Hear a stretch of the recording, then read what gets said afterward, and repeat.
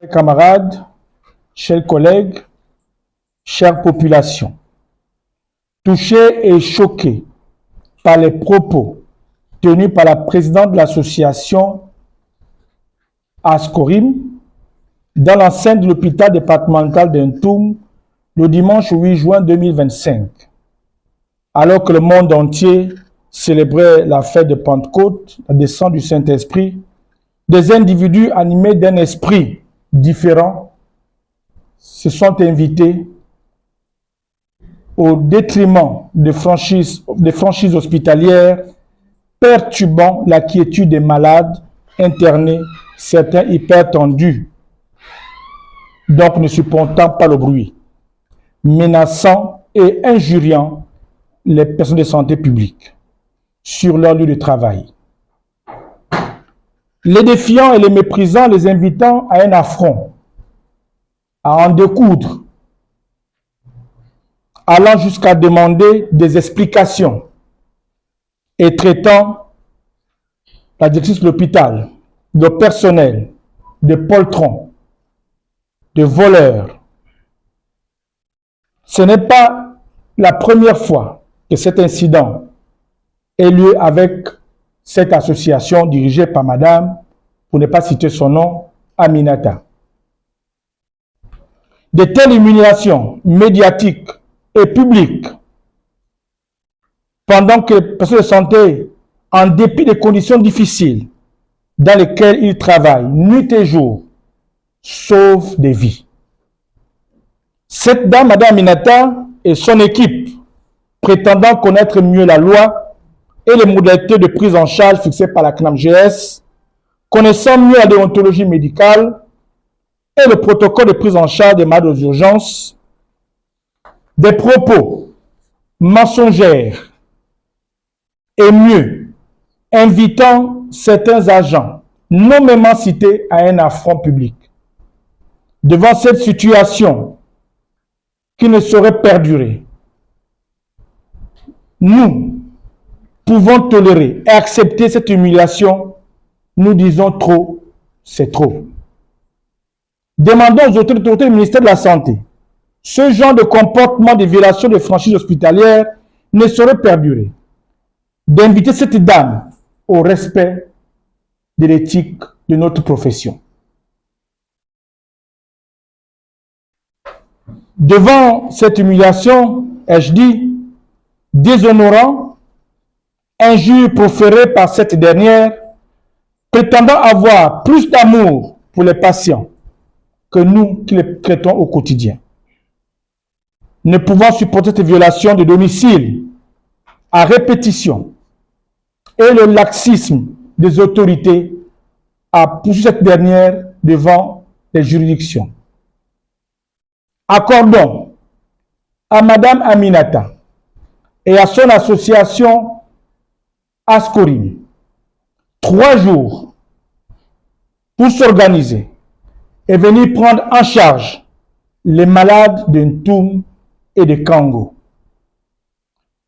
Sur ce, nous voulons annoncer à l'opinion nationale que la journée du lundi 16 juin 2025, de 6 h à 18 h, l'hôpital d'Intoum et de Kango ne recevront aucun malade en externe. Toutefois, nous nous mettrons à la disposition d'Ascorim et sa présidente pour disposer du plateau technique, pour leur permettre de travailler en toute aisance. Puisqu'ils connaissent mieux la pratique médicale et la déontologie que nous, prenons une fois de plus à interpeller le ministre de la Santé sur ce genre d'attitude. Elle en a fait. Nous pensons qu'il est temps de stopper l'hémorragie. Cette décision est un avertissement. La prochaine fois, elle sera plus sévère. Chers camarades et collègues, faisons-nous respecter. La violence à domicile, mieux la franchise hospitalière, est condamnée par la loi en République gabonaise. Rappelons à l'opinion nationale, bien que l'établissement public, la structure de santé est un lieu de travail, voire de résidence. Et nous n'allons plus permettre ce genre de dérapage, ce comportement, car nous tous savons crier, nous tous avons une voix, avons de l'émotion. Invitant Madame Aminata à un pardon public à l'endroit des personnels qu'elle a injuriés, traités de voleurs, traités de poltrons, traités de cancres, et j'en passe. Cette situation que nous pensons être complice au regard du silence des autorités ne doit plus se répéter. Le syndicat dont ce premier responsable s'insurge et invite les personnes de santé publique du Gabon à prendre leurs responsabilités, car l'hôpital est leur résidence, à ne plus permettre ce genre d'attitude. À titre d'exemple, Madame Aminata parle de la gratuité des soins. L'accouchement n'est pas gratuit, madame, si vous ne le savez pas. Pour tous, même la parturiente remplissant les conditions doit avoir un dossier transmis à la CNAMGS. Et au-delà, la CNAMGS a mis en place le ticket modérateur. Dire aux populations que le soin est gratuit, c'est chercher des conflits entre la population et nous qui les prenons en charge. Demandez plutôt à la CNAMGS d'en faire la gratuité, de retirer le ticket modérateur. Monsieur le ministre de la Santé, pendant que, sous votre rigueur, nous faisons des efforts pour améliorer la qualité de l'accueil et des soins, il est hors de question qu'un individu, sorti nulle part, vienne en manquer de respect à notre noble profession. Nous disons haut et fort et sans hésiter, plus jamais ça.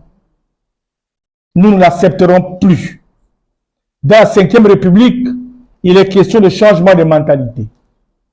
Et nous nous mettons disposés, en cas de besoin de consultation psychiatrique, à aider ces derniers, si possible, à payer leurs soins. Oui, conscient qu'il y a beaucoup à faire, et nous travaillons pour améliorer la qualité de l'accueil sanitaire. Et nous devons travailler sous le stress. Personne de santé d'Intoum et de Kango, le lundi 16 juin 2025, apprêtons les salles, laissons Mme Aminata et son association prendre soin des patients qu'ils aiment tant, qu'ils protègent tant, comme si nous-mêmes n'étions pas des potentiels malades. Nous reprendrons le service ce même lundi à partir de 18h01. Ceci est un avertissement, car disons ensemble, trop, c'est trop. Je vous remercie. Par rapport à, j'ai vu la vidéo, puisque c'était un dimanche en matinée, je pense, j'ai vu la vidéo. Et de ce qui a été dit, je pense qu'elle a besoin de mieux se renseigner. Mieux se renseigner lorsqu'elle veut faire une descente quelque part. C'est bien prendre les informations pour ne pas faire de l'amalgame ou pour ne pas faire dans de la fausse propagande. Parce que pour moi, simplement, ça relève de la fausse propagande. Je ne sais pas, je vais dire, je compte mes petites années de pratique en tant que médecin et aussi mes années de vie. Je n'ai pas vu un seul hôpital au Gabon qui est gratuit. Je n'ai jamais vu ça. Et même depuis que la CNAMGS s'est installée, il n'y a pas de gratuité. Il y a un tiers que les patients payent. Donc il n'y a pas de gratuité par rapport à la CNAMGS ni par rapport aux soins qu'on donne. Donc commencer à faire de l'amalgame comme ça, ce n'est pas très bon. Les syndicalistes menacent de déposer leur blouse pour lundi. Quant à cette réaction de Mme Aminata, tout pouvez-vous dire à ce sujet? Ben, qu'est-ce que je peux dire? En fait, c'est le ras-le-bol. Parce que les agents se sont sentis insultés, se sont sentis humiliés dans leur travail. Et c'est leur façon de protester. C'est leur façon de protester. Donc, je ne peux que les soutenir par rapport à ce qu'ils font. Parce que c'est pas normal. C'est pas normal. C'est pas normal. Je suis le docteur Mpiga Ekambo Ludger. Je suis médecin gynécologue à l'hôpital départemental de Ntoum. Je interviens en ma qualité de coordinateur des affaires médicales en lieu et place de la directrice de l'hôpital départemental de Ntoum qui est actuellement empêchée. Et donc, nous avions à cœur de livrer un message par rapport à ce qu'on vient de subir. Et j'ai pris quand même le soin quand même de sortir ça. Les professionnels de santé font le maximum, les respecter est le minimum. Vraiment, c'est vraiment... Voilà. Alors, il faut savoir que l'hôpital général, l'hôpital public en général, l'hôpital départemental de Ntoum en particulier, vient d'être victime d'une cabale médiatique diffamatoire, injuste et injustifiée, et avec des objectifs inavoués par le canal d'une association qui a fait intrusion donc dans ses locaux au cours du week-end dernier. Alors, leur intrusion, malheureusement, a entraîné un trouble et une perturbation donc du fonctionnement régalien de cet hôpital. Et nous intervenons ici pour dire que nous condamnons avec toute la fermeté de tels actes qui viennent ternir un peu l'activité et qui jettent le discrédit sur le personnel médical et paramédical. Donc, il faut savoir que l'hôpital départemental de Ntoum, avec les agents d'accueil, avec les ambulanciers, avec les infirmiers, les sages-femmes, les médecins et le personnel administratif, font tout pour pouvoir apporter des soins, apporter un accueil à tous les gens qui viennent dans notre hôpital. Donc, nous avons été surpris de remarquer cela, et même ceux qui ont pu voir donc cette vidéo ont remarqué qu'il y a des accidentés qui venaient. On a essayé ici et là de prendre en charge ces patients pour pouvoir les transférer vers des structures secondaires. Donc, aujourd'hui, cette cabale médiatique a lancé le discrédit sur nous. En fait, l'objectif ici, c'est de dire que ça s'arrête. Plus jamais ce genre d'initiatives qui vont faire en sorte qu'on arrive dans un hôpital et puis on commence à perturber non seulement la quiétude des patients qui ont des pathologies qui peuvent entraîner autre chose à cause de ce bruit, à cause de ces médias, mais aussi des praticiens qui font vraiment leur travail avec beaucoup d'amour et de dévouement et parfois avec des moyens qui sont insuffisants. Voilà. Donc, aujourd'hui, je prends donc la parole, c'était pour rappeler cela et dire ensemble, plus jamais ça à l'hôpital départemental de Ntoum, mais plus jamais ça dans tous les hôpitaux du Gabon. Voilà.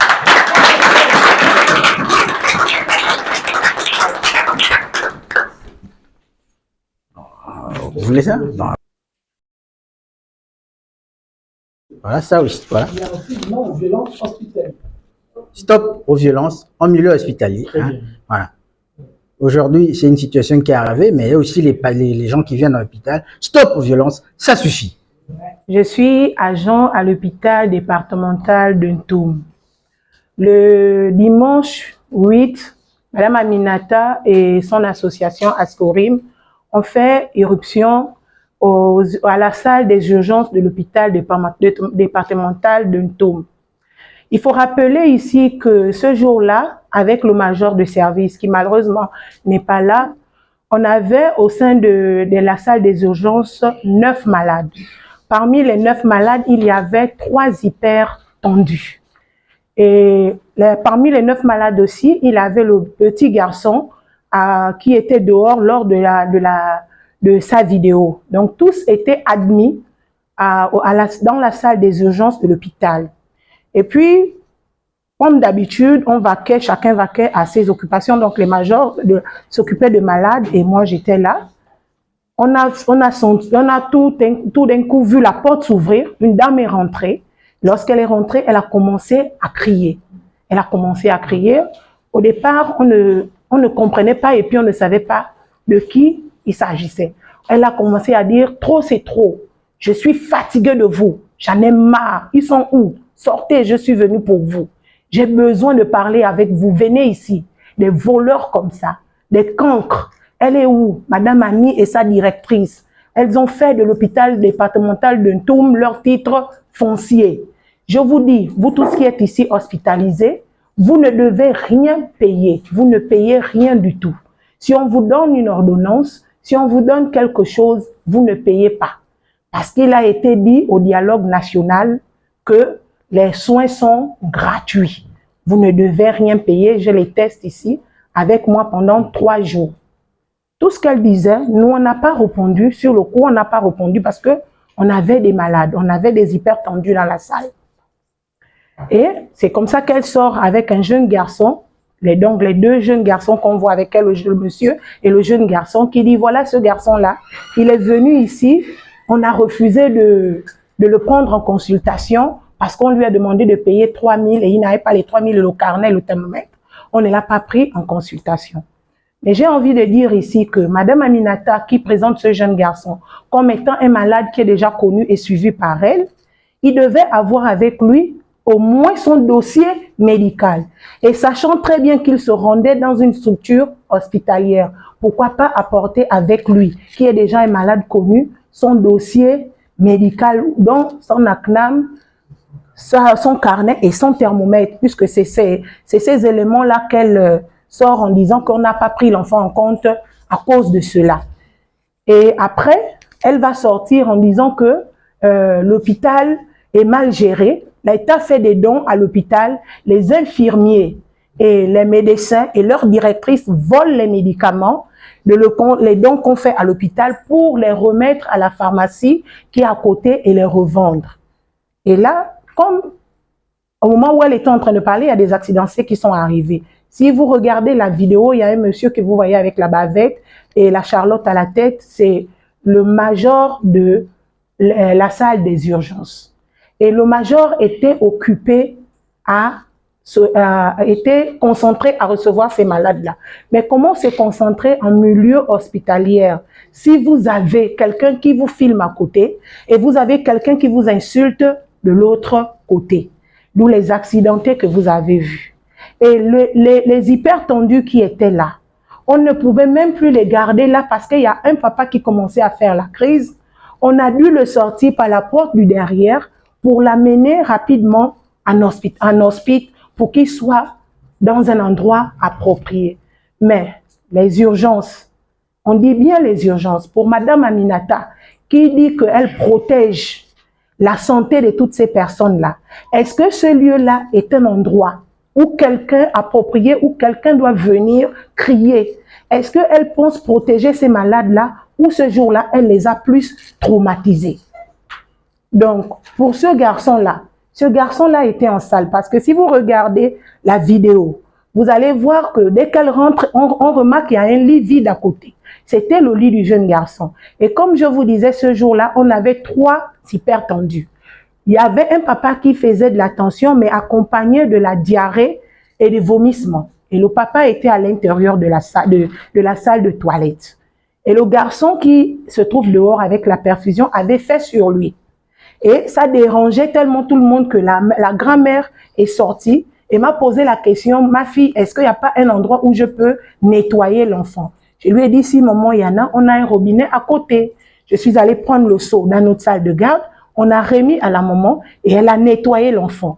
Et elle était dehors parce que le bruit que faisait Madame Aminata l'a retenue là, elle n'est plus repartie dans la salle. Au même moment aussi, la maman de cet enfant est arrivée. Mais cet enfant n'a jamais été dehors parce qu'il manquait de lit, ou bien il manquait de place, ou bien qu'il n'avait pas été pris en charge par le personnel qui était là ce jour-là. Et traitant la directrice de voleuse, d'où moi j'interviens pour lui dire que non, vous ne pouvez pas. La directrice de l'hôpital de Ntoum est arrivée ici, ça ne fait qu'1 année. Ça, vous ne le savez pas. Madame, vous êtes une menteuse. Et même le monsieur qui était avec elle est allé jusqu'à insulter l'intimité de ma maman. Parce que je lui ai dit que non, monsieur, vous ne pouvez pas prouver devant la justice les accusations que vous portez à l'égard de la directrice de l'hôpital. Parce que le propriétaire de cette pharmacie-là ne connaît même pas qui est la directrice de l'hôpital de Ntoum. Et la directrice non plus ne connaît le propriétaire de cette pharmacie. Et cette voiture que vous dites garée à l'intérieur de l'hôpital, elle n'a jamais franchi la barrière de l'hôpital. Elle est toujours restée à l'extérieur de l'hôpital et ça sous les ordres de la directrice de l'hôpital qui ne voulait pas qu'il y ait d'amalgame entre l'hôpital et cette pharmacie. Mais elle n'a voulu rien entendre de ce que je lui disais, puisque dans son élan, elle a dit, je suis fatiguée de vous, je suis venue aujourd'hui pour Madame Annie, je suis venue aujourd'hui pour sa directrice. En entendant parler, on a l'impression qu'elle était venue régler ses comptes avec quelqu'un.